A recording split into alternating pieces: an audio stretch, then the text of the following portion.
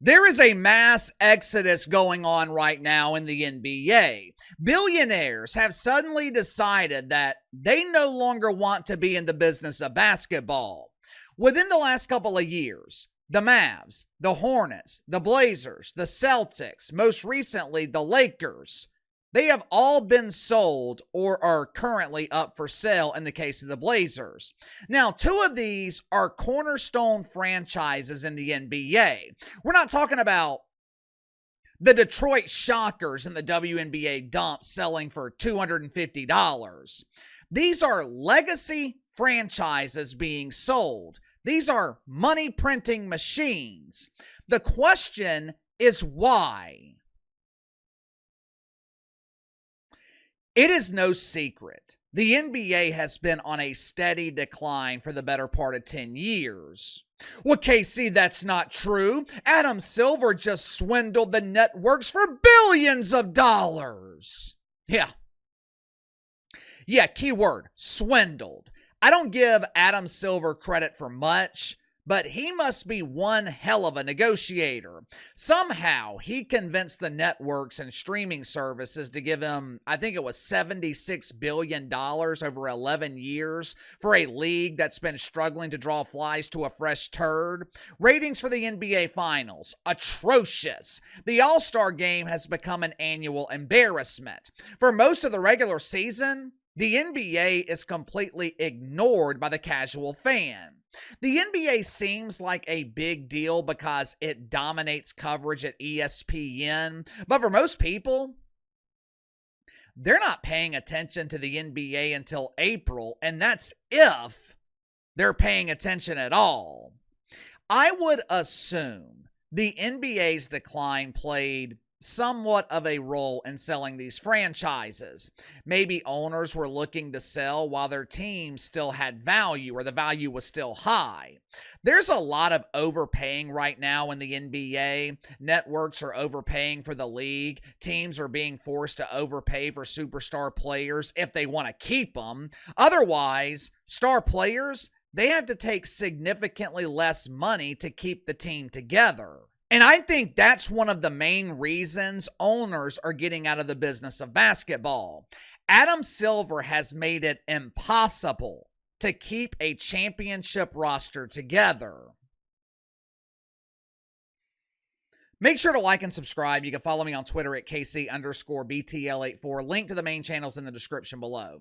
Richard Jefferson, one of the few real NBA analysts at ESPN. This is the difference right here between a real analyst and someone like Monica McDougal. Richard Jefferson is able to provide educated analysis, while Mo McDougal provides absolutely nothing of value. Richard Jefferson, he made an excellent point the other day on his podcast. Because of the new CBA, because teams are heavily penalized for going into the luxury tax, it is impossible to keep a championship roster together. Players are being forced to choose. Do you want to make $70, $80 million a year, or do you want to win? Basically, teams like the Thunder, who draft well, who put in the work to scout players who actually fit their team, they're pretty much being penalized for it. Either the team will be penalized for paying the players that they drafted and developed along with the luxury tax, or the players, like I said, are forced to take less money to keep the team together.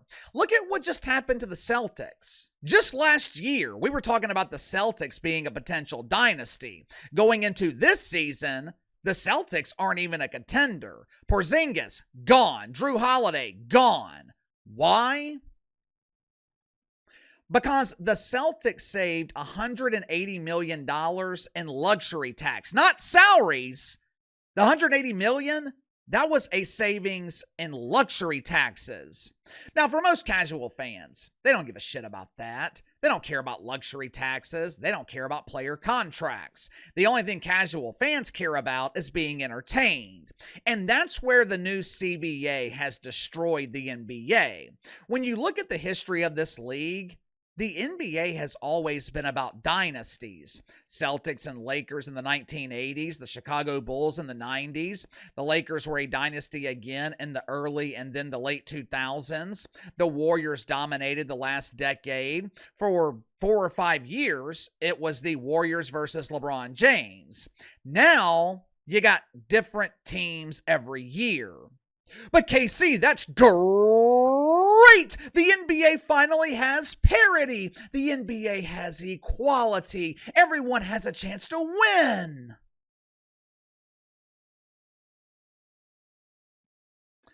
Yeah, that's true. Teams are on a more equal playing field.